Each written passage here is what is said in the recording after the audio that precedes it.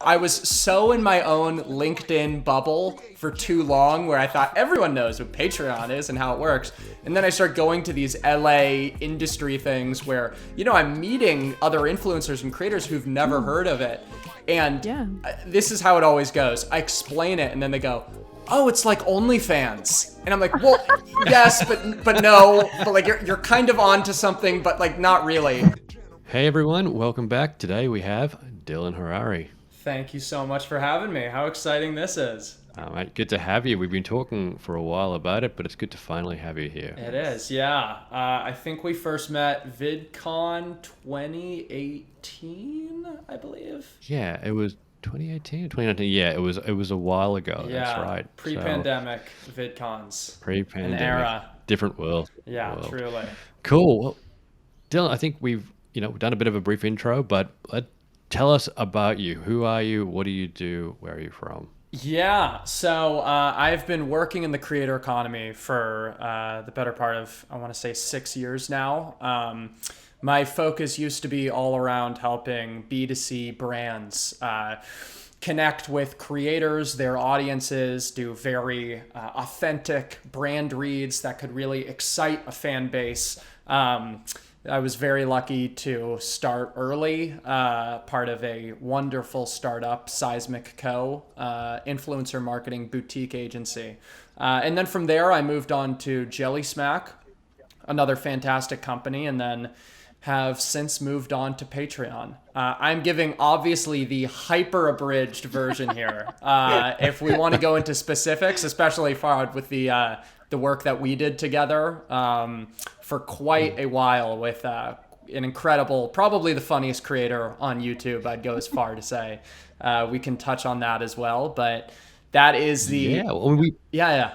We should, because that's actually where we first met, was through basically working with the Internet Historian, right? Oh. Yes. See, and it's so funny with anonymous creators. I'm like, how can I even refer to them anonymity-wise? Like, what's the rules and regulations there? But yeah, no, it's funny. I would say truly, as I look back on all of the different creators I activated for brand work, sponsorships, that is the one I really look back on with, talking about, you want it to be successful for the audience, the brand, and the creator. I think that is truly the pinnacle of displaying complete success all the way around, where, generally what you'll see is, like, of course, the creator will be lukewarm towards the sponsorship. The brand will love it, especially if the conversions are there. And then the audience will, maybe not feel too fond about it. But, through our work together, it was so creative, so funny, so unbelievably engaging that, it's the only case where you'll see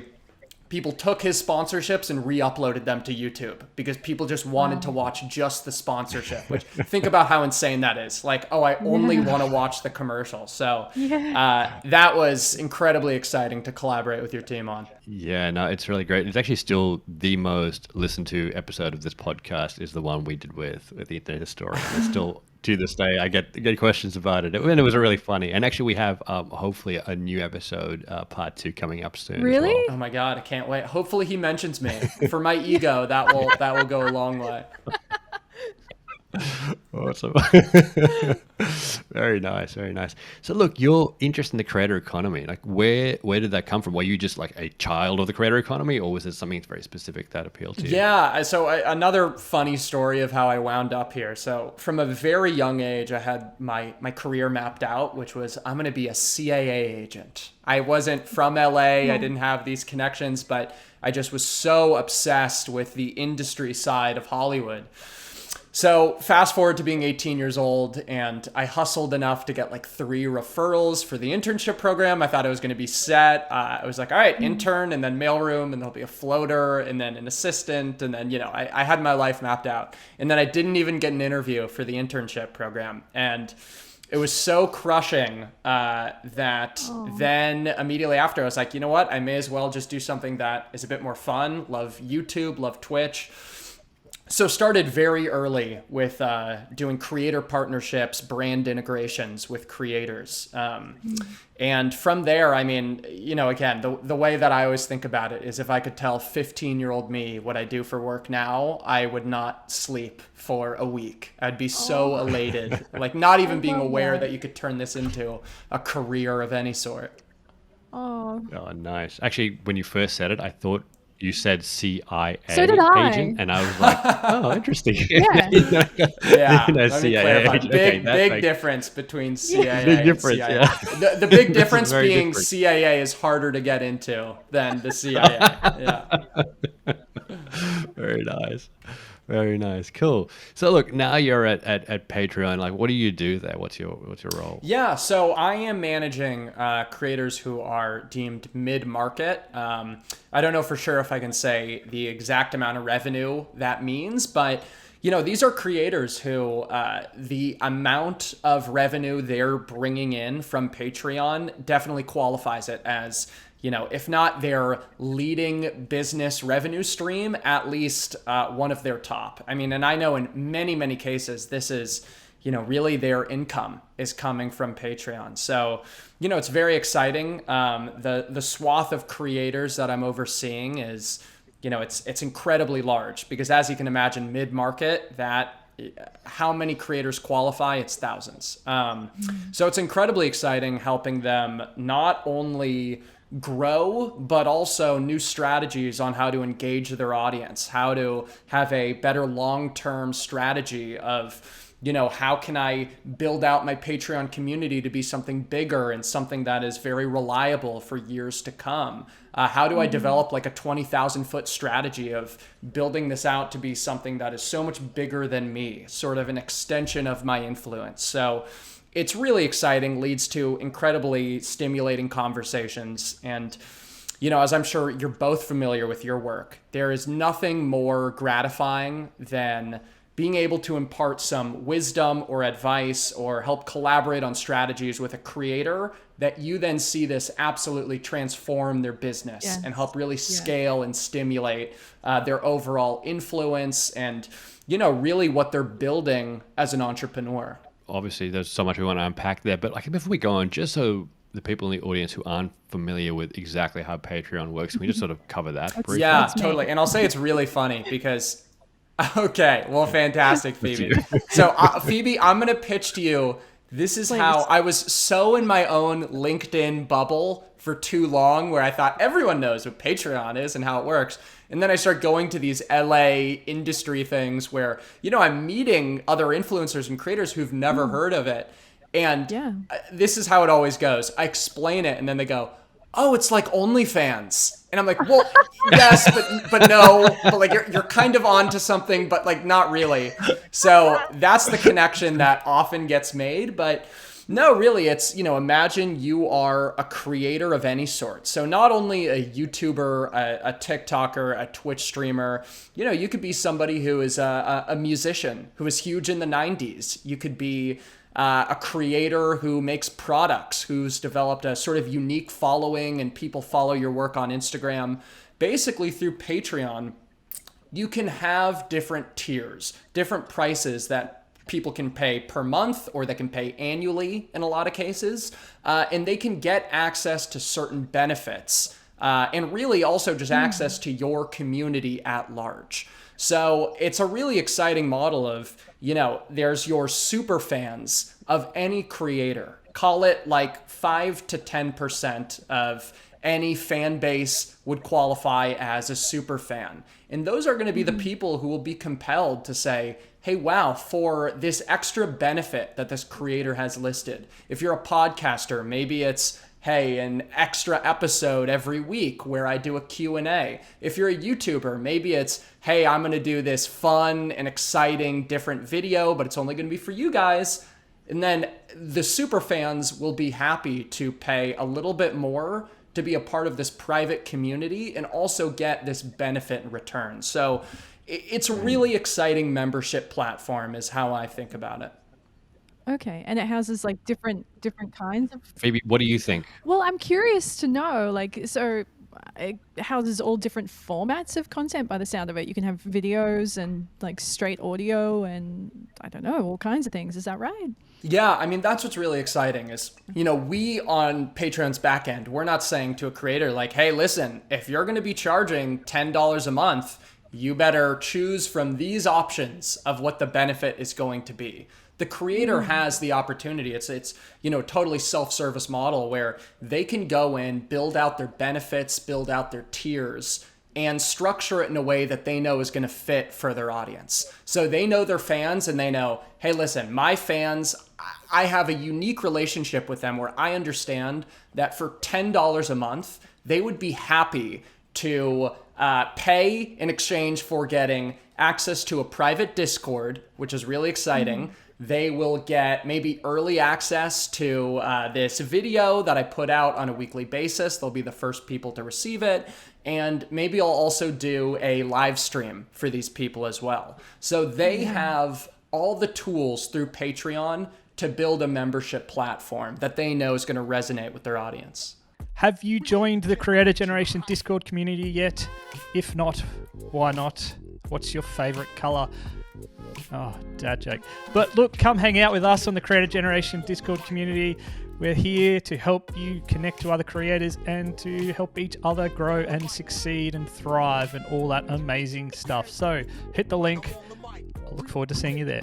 At the end of the day, I mean, it is a way that creators can diversify their revenue. Speaking of that, like why should creators look at diversifying their revenue and use platforms like Patreon? Yeah, no, I mean, it's a super good question. And, I think a lot of creators, I don't want to say a lot, but I've definitely encountered this, and I'm sure you two have as well, where some creators might be making so much from AdSense right now, might be making so much from merch right now, that for them, they're going like, hey, don't fix what ain't broken. This is fantastic. I have no reason to change course or anything. But again, it's all in playing the long game. And, a creator's influence is going to go through significant peaks and valleys. And that's where I think an opportunity like Patreon exists, where, hey, guess what? Merch has sort of dried up a little bit. Or, hey, the AdSense I was once making, platform changed. YouTube is no longer, for my content, giving me the CPMs I once was. Well, guess what? If I spend time, if I invest resources towards building out a community on Patreon, where I say to my superfans, hey, for $10 a month, like let's take an example of, imagine you're a creator, let's say you're a comedy podcaster is what I'll take for an example. Right now merch is working out really well for you. Maybe you have a video version of your podcast you upload to YouTube and CPMs are high and the AdSense is great. Well, you also have an opportunity that just should not be neglected to build out a private community specifically for your fans. And that can be done through Patreon, saying, hey guys, for a random number here for this hypothetical creator, let's call it $8 a month. But then there may be our higher tiers that go to like $15. Maybe there's an even higher tier that goes to $25. And there's an array of benefits that you get depending on what you're paying per month. And then you also just get access to a larger community. And, that's where I think it's so important for creators is diversifying their influence across platforms, but also knowing, hey, if I develop a really unique community that's already paying and already loves these benefits, then that's what's going to cause them to stay even longer. Where it's, somebody once said, it's like, don't build an empire on rented land, where you want to diversify things. And the stability you will have with something like a Patreon is really unique. Where, guess what? You don't have to worry about YouTube having some new scandal that causes them to strike AdSense across the board. You don't have to worry about, for some reason, merch isn't as exciting as it was. Or imagine you were touring as a podcast comedian. You're doing tours and then COVID hits. And then suddenly you had to put that on hold. By developing and fostering a really engaged community through Patreon, you'll have a reliable source of income. And all while doing this, you're developing a community that is just becoming more and more involved with you by the nature of paying money to receive something unique in return and being connected to other fans who love said creator that much. Yeah. And look, that's what I sort of want to get into in a bit more detail. I mean, obviously, this idea of diversifying revenue is super important, but it's this concept of audience ownership or connecting with the audience more directly that's becoming more and more important. I mean, platforms like YouTube and TikTok, they're great. They give you this stage to broadcast to the world, and that's wonderful. But at the same time, it does limit your engagement with your fans, right? There are ways it's controlled. And if the platform went away or something changed, you may not have that connection anymore. So platforms like Patreon will help maintain that connection with the fans. They help you effectively own your audience. And I want to chat a bit more about this, but let's start by talking about audience ownership generally. What is audience ownership to a creator? That is a great question. I mean, I would say audience ownership is developing a relationship with your audience that is a lot more than passive viewership or passive listenership. So it's really connecting with them uniquely. And, it's not only Patreon, but there's other platforms like Discord where there exists that opportunity where, owning your audience, I think, means connecting with them deeper and showing that you value them and making them feel like they're a part of something bigger. And I think that's really important as well, where, they'll come for the content and they'll stay for the community. And owning your audience really means that the fan doesn't look to you as, oh, I like what this person says, or, oh, this person is really funny and I enjoy their content. But it's more, wow, I feel like I have a uniquely personal relationship here. We're beyond like, okay, there's some esoteric memes and jokes we have. It's so much more than that, but more like, oh, this is a unique community of like-minded individuals that this creator has fostered. So that's why in owning an audience for a creator, how they need to think about it, I think is fully in engaging with their fans really intelligently. And, there's so many creators that do this well that are huge, but it's funny, like I'm sure you two have seen this as well, but there's a lot of massive creators who I think do a very poor job of engaging their community properly and owning their audience, where maybe it's very infrequent uploads, maybe it's, hey, they're experimenting with their content too much without a dialogue with their audience about what they're doing. And then suddenly they sort of lose the trust in the sense of community that exists with the fan base. So I think when it comes to owning an audience, it's all in engagement and really fostering a community. So I have a question. I am a creator. Yeah. I run my channel full time with my husband. How would we as creators know it was time to get into Patreon? Or because it sounds like there is going to be extra work involved. If we were to start tomorrow, we have to create this additional content. So how do we know we're going to be able to get enough people coming across and we're going to be putting that work in and it's going to pay off for us? It's going to be financially viable. Totally. And that's, it's funny because this comes up in conversations I have with creators all the time, where the example that I use, this will be unfortunate if any creator I've ever consulted with or anything hears this, because it's the example I use time and time again, where it's like, listen, if you offered a once in a lifetime carnival experience for your fans, it's in person, it's part of a $10 a month tier. Of course, the participation would be very high from your fans, but that would be a very high lift activity, right? And it's finding that balance of like, what is low lift or not low lift, but you can also just call it like, something that is feasible for you to do. And it makes sense and it's ROI positive in terms of like, just the opportunity cost of you taking time out of your week to provide this benefit. That's also going to yield a really significant result from your audience, where they're going to be so excited and it's going to make them want to come out in large numbers to support you. Take, for example, if you're a podcaster, you do a bonus podcast. It's generally not incredibly high lift, but the high yield, the high excitement that delivers from your audience is significant. Okay. So it's finding that correct equation of low lift to really high return. So, let me ask, and this also just shows that maybe I didn't properly do my research here, but what sort of content do you make?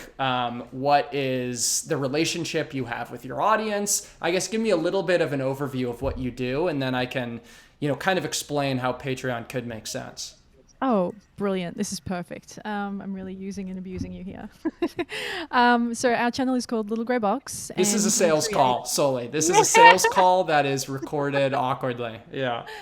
I'm so into it. So it's called Little Grey Box. We create travel-based content. Our content isn't so much vlog style. It's more informational and inspirational. We really want people to watch a video and come away from it going, okay, if I go to Tokyo and I've got one day, this is where to see, do, eat, and where to stay.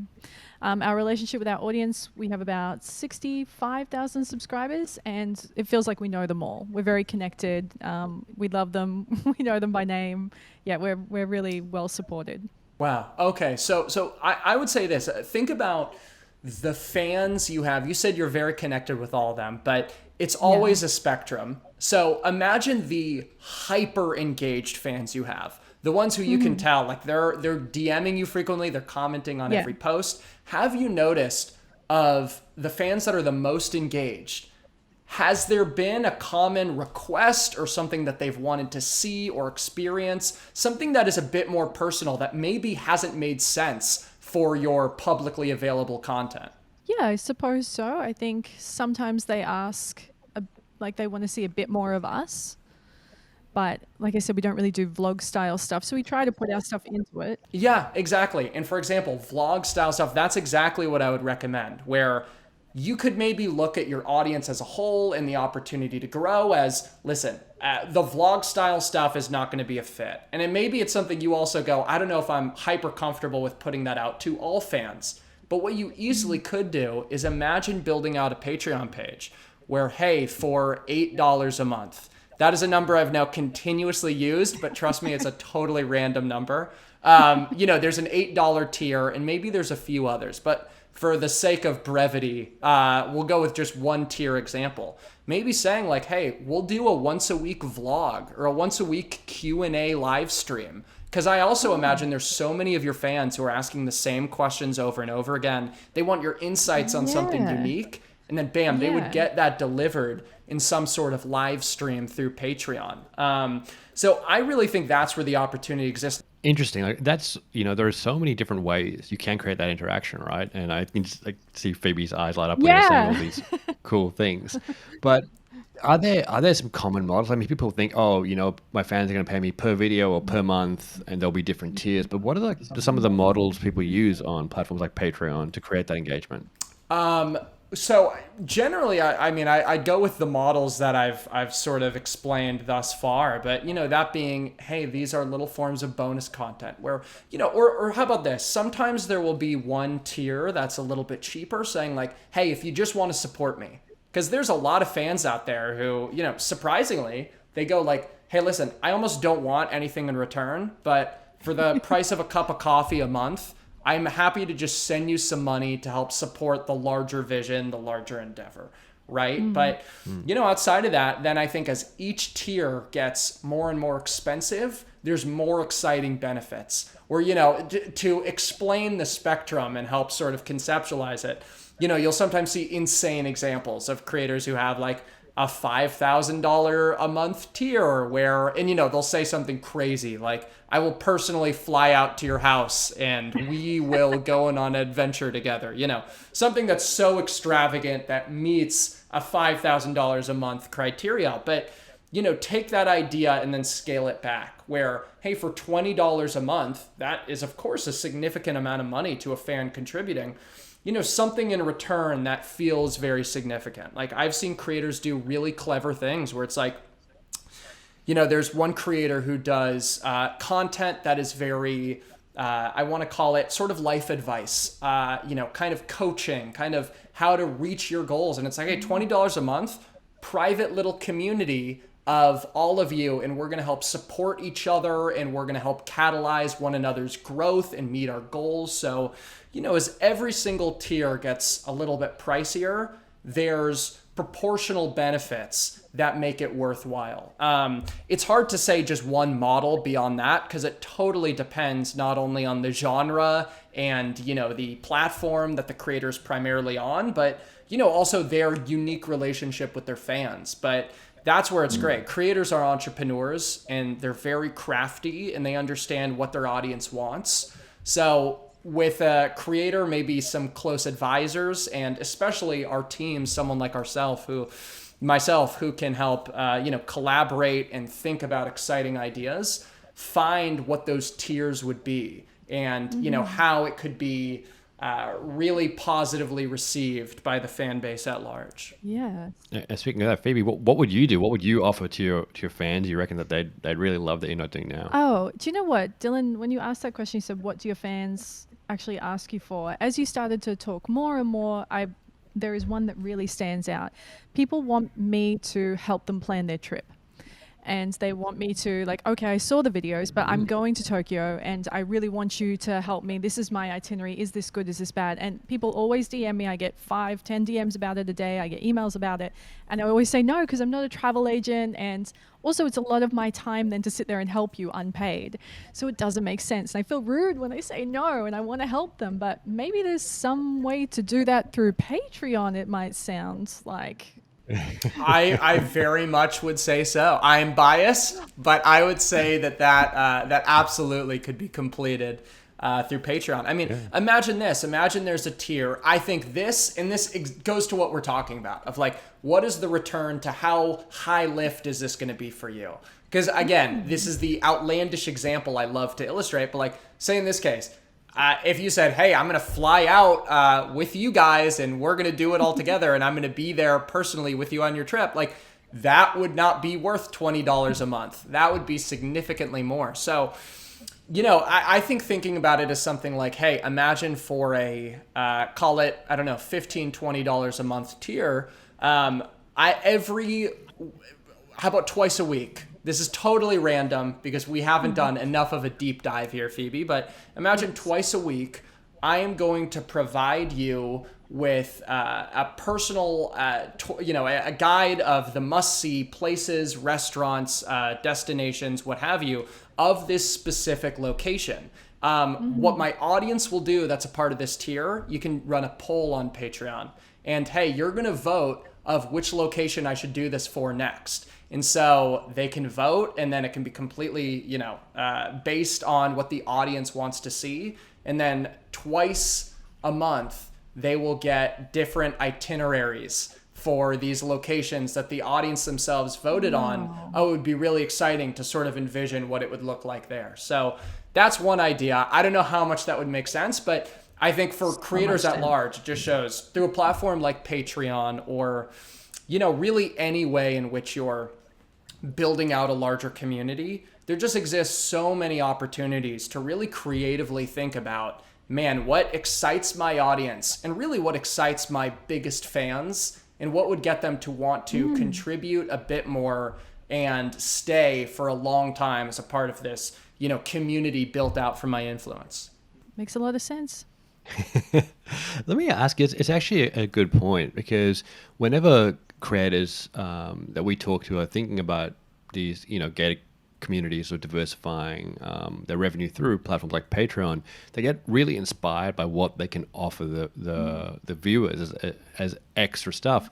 Often, and you probably see this in other crowdfunding models too, is they promise sometimes a little bit too much. Yeah. Like they're a little bit too ambitious, right, in what they want to offer, and they don't really think about the reward to effort ratio, do they? Totally. And listen, I would say that this, of course, exists, and this can happen on Patreon, but I think it can also happen on Discord. I think it can happen on YouTube, or, the philosophy all creators should follow is under promise and over deliver. And even beyond creators, like anyone. I had that conversation with my boss not too long ago where I was like, hey, these are my goals for growing creators. And then afterwards I was like, let me scale that back a bit, because it's better to under promise and over deliver always. So, creators do run into this a lot. And that's why I think especially, similar philosophy that should be taken with promising something on YouTube or Twitch. Whenever you're going to say, hey, this is what I am going to deliver. Like, imagine with Patreon, they launch, it's probably better to walk before you run. Start slow with your benefits. Say, I'm going to provide this. And as the community builds out larger and larger, and as more and more revenue comes from it, and you really start to get a sense of what this is, what this can become if I continue to invest time in it, then slowly scale proportionally what the benefits are going to be. So, I think it's a common problem that content creators run into, but it's all in not biting off more than you can chew. So it's taking it slow, walk before you run, and then watch the response come in and then build from there. Yeah, wow. And it's amazing what the audience do find valuable. I know we worked with a creator and they were offering quite a bit in their first run on Patreon, and they realized after a while it was just a bit too hard to sustain that. And they asked the audience, well, can I scale it back a bit and just offer this and this instead? And you know what? They were fine with it. They were just happy to be connected. Yeah, and it's funny because I've definitely seen this before as well. And I think that's a really important point to something like Patreon, where absolutely there is a large component of, hey, I am paying this money because I want this benefit in return. I am paying $5 a month because I want this extra bonus episode. This is a business transaction. This isn't me, it's like if I paid for merch, I want that merchandise in return. Where it is interesting with Patreon is I do believe almost implicitly there's this ethos of, I'm also doing this, yes, because I want this perk, but also because I love your content. And it's so exciting, and it makes me feel good to pay money to be a part of this larger community. So I think there's no platform where you're going to get a better sense of understanding from fans and creators when they have to say like, hey, listen, something is going on in my life right now. I'm not going to be able to deliver what my standard schedule is. These are super fans. These are people who love said creators so much that they're spending money every single month for supporting this creator and receiving certain benefits in return. So these are people who are already predisposed to be very understanding of the creator that they love so much. And it's funny because you can get some really some good deals. I mean, I remember the first time I got involved with a crowdfunding project. It was the benefit was you got to be an associate producer on this film. You got a set. You got access to the directors. And I was looking at the fee you had to pay, and I'm like, this is probably worth it. And it ended up being really, really worthwhile. In fact, I'm now forever associated with that film for doing effectively very little. And it's actually opened doors to get into other places just by finding that really good that connection there. Yeah, you got your SAG card, your IMDb credit, all through Patreon. It's exciting. It was great, but that's the thing is that sometimes you do get there are some really insanely good benefits from it. But what have you seen something that's like, wow, that is an insanely good benefit from a tier? Yeah, it's hard, and it's funny because even before this, I was doing some digging of what would be an insanely, and this is ultimately what I'm going to come down to as. There are some things I can think of that are really exciting and just really cool that creators do, but at the end of the day, and I think this is just the beauty of the platform, is it is so subjective where, there are some pages I look at where, you always, especially in this industry, you want to put yourself in the mind of the creator, but also the fan when you're trying to think about what new business opportunities could make sense, what new avenues, directions, would be the most fruitful. But absolutely, sometimes I run into pages where I'm like, wow, it's so interesting. And it just shows how large this universe of content creation and fandom is that I have a hard time envisioning what the value is here. But clearly, looking at the community and the excitement, it's just so much more than my pea-sized brain could understand. So that's ultimately what I'd have to answer for that. And I know it's maybe an annoyingly political answer, but the excitement is so subjective to community because really a model like Patreon can apply to, again, a comedy podcaster, a small, a blogger who's in the middle of a rural area talking about their small town experiences. These are real pages that exist, just showing that everybody has influence and there's such unique things that are going to excite different people. So again, an annoyingly political answer, but I think that's ultimately what I have to come down to with that. giving Phoebe ask a question, Phoebe? No, Or I jump in my again? mind is working overtime, thinking of cool. all of these things we can do. I'm like, oh, there's so much footage that we don't use that we could like provide extended cuts of things, you know, like a whole, you know, whole thing that Matt had to cut for time. We could just take that whole thing at that restaurant and put that whole thing up there. Like, I have a million ideas. I'm going to be on Patreon all day now. Yeah, I mean, again, we should talk after this. This is a hilariously public sales call now, but definitely let's Well, look, chat after. I mean, Patreon is one of the bigger platforms out there, but some of the platforms are trying to build in their own systems, like membership within YouTube. Like, how does that compare, really? How do those internal platforms compare to the external platforms? Yeah, that's interesting. I mean, I think about like Twitch. There's Twitch subscriptions. There's YouTube subscriptions. There are other companies that are very similar to Patreon. Not only OnlyFans.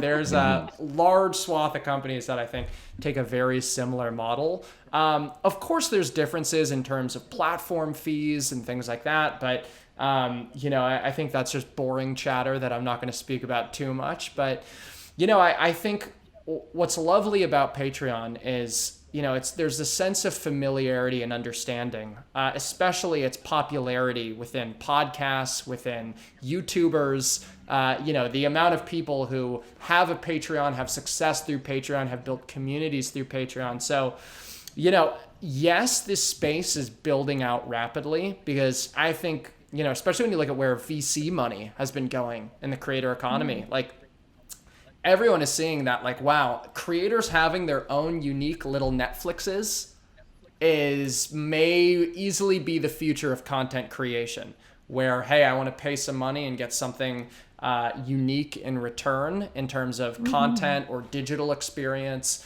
So I think only more platforms are going to try to get in on this, but I think it ultimately comes down to, like, how has the brand established itself within the creator economy? Where sometimes, maybe a new company will try to find its way to, a creator something, but maybe they've already sort of eroded trust from something that they've done in the past, right? But I think that's what's very exciting about Patreon, where, there already is such a deep level of trust, loyalty, and understanding for what has been done, what's been accomplished for creators, and ultimately being very creator first, that I think that's the reason why so many creators, when they think about, hey, where do I want to build out an exclusive platform, exclusive offerings, they do opt for Patreon because, when you've proven to be very creator first and other creators really trust you as the platform to host this exclusive content, it just further drives that excitement across the community that just has those lovely downstream effects that is exactly why so many people are still opting for this platform. Also, if you are the leader in the space, and what's the next big thing for you guys? What's the next innovation? What are your plans for the future? Yeah, so this is exciting, but if you go to, and by the way, I am in real time here Googling to make sure I do not give an incorrect link. That would be so embarrassing, but if you go to, okay, here we go. Beautiful. If you go to patreon.com/next, you're going to see a lot of really exciting features that, I can tell you guys both in my conversations with creators every single day, this is the most exciting part. Is when we end the conversation and I can tell them about what's coming up on the platform. And, time and time again, they go like, okay, I already love Patreon. I was not thinking about leaving. This was not in my head, but now I am just even more excited. Like, my excitement has just tripled. So this is totally unexpected, and now I'm just more thrilled. But, I think what's going to be really exciting is native video. That's going to be a really cool feature. And I'm in real time skimming this again because I want to make sure, yes, I can say that. Because as you can imagine, there are some things that I have to bite my tongue on here. But native video is really exciting. Where, right now, if you want to upload a video, you have to go through a third-party integration like Vimeo or like a YouTube unlisted link. But again, building out Patreon as, hey, my own unique platform. This is my platform for my audience. it's important for there to be just one button that you click, just like YouTube, you press upload, and then there's a video that's natively on the platform.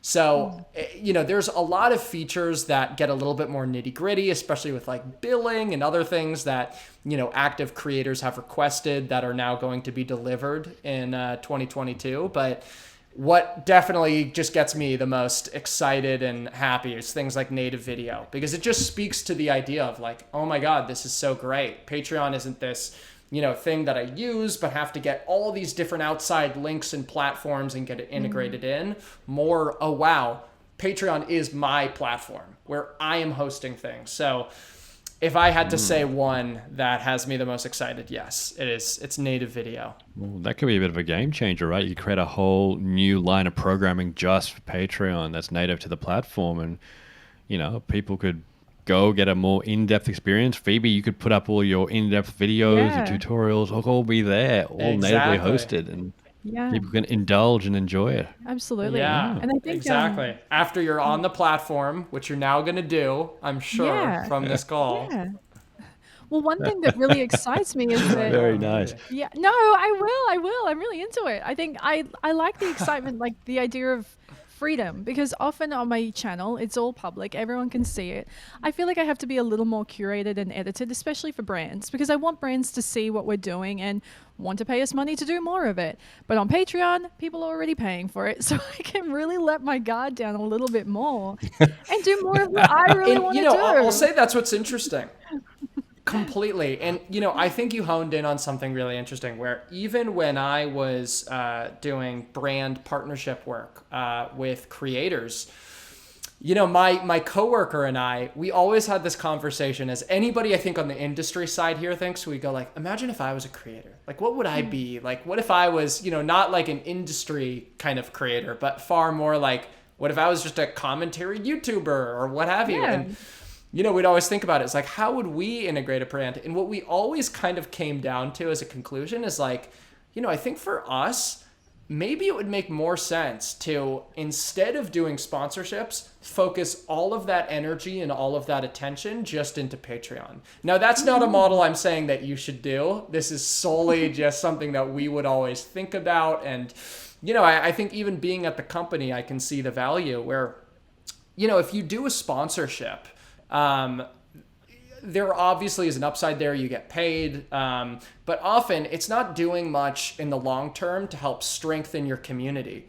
That's where I think something like Patreon is so exciting, where you're taking time, you're almost doing an ad read, but what is being delivered there is, yes, you'll get money from creators signing up and becoming a part of your unique community, but also they're just going to become more devout to you because they'll get unique content. They'll be involved with other people who love you just as much as they do. So I'm obviously biased here, but I really do think in the long term, like prioritizing that energy that would go towards brand deals instead to Patreon has a lot of upside, especially in terms of just further cultivating your community long term. Very interesting indeed. Yeah. Hey, Dylan, you know what? We unfortunately have run out of time. It's been really interesting conversation, though. Yeah, Thank you, guys. Yeah, this has been a blast. Awesome, mate. So good to chat to you, and I'm really keen to see how some of those development goes, especially with that native video element. Obviously, depending on when people hear this, it might be completely active and they're enjoying every minute of it, but I think it's going to be a bit of a game changer. I would hope so. But yeah, again, thank you guys both. This was super fun to chat. I could talk about the creator economy anytime, so this is exciting. Wonderful, mate. Thanks so much, and hopefully chat to you again soon. Absolutely, man. Have a good one. Thanks, Dylan. Bye. Create a generation. Look on the mic.